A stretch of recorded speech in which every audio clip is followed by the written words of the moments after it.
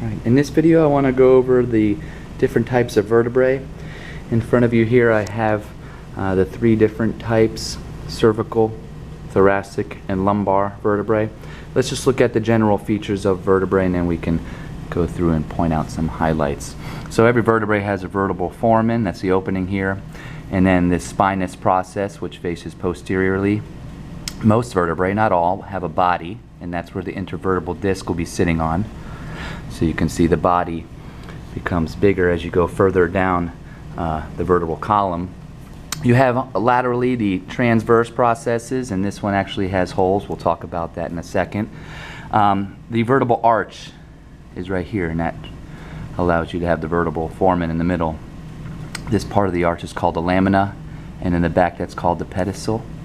Okay, so you can see that is also found on the thoracic and then lumbar vertebrae. So additionally, these top parts are called superior articular facets, and then underneath you have inferior articular facets. That's one of the connection points between the vertebrae. The other connection point is right here, where the vertebral discs or intervertebral discs will be found spaced between each vertebrae. So this is in fact a cervical vertebrae. One of the things you can look at is the spinous process has a fork they call bifid. In the transverse process there's a hole that's called the transverse foramen. You don't see those two features on any other vertebrae. So that's the cervical.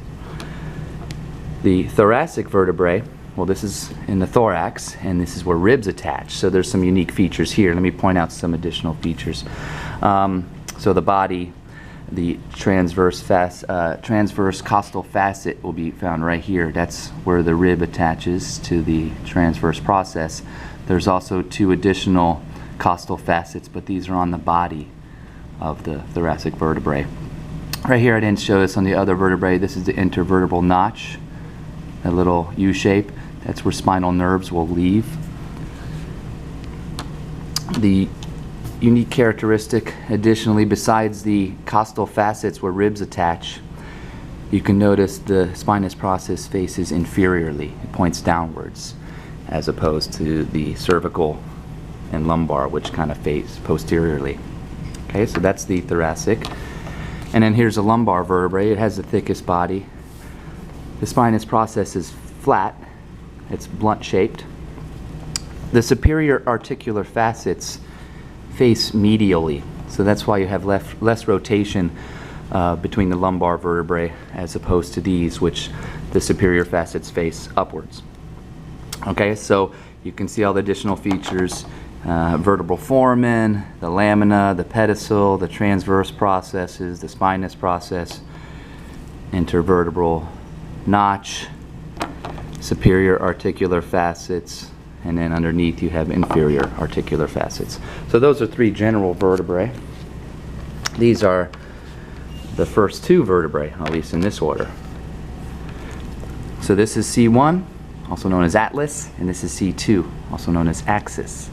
So with C1 you can see there's no body, so that's a unique vertebrae. And this is the one that makes contact with your occipital bone. So these superior articular facets make contact with the occipital condyles on the base of the skull. There's not much of a spinous process here, so you don't really see the fork, but you do see the transverse foramen found in a transverse process. So this is C2 axis, which atlas rotates on. It actually sits on top of that and rotates. So what allows it to rotate is this thing right here, the odontoid process, simply known as the dens. So the dens is found on axis. Axis starts to look more like other cervical vertebrae, where it has the forked spinous process, it has the transverse foramen, the superior articular facets, but the thing that gives it away is the dens. You won't see that on any other vertebrae.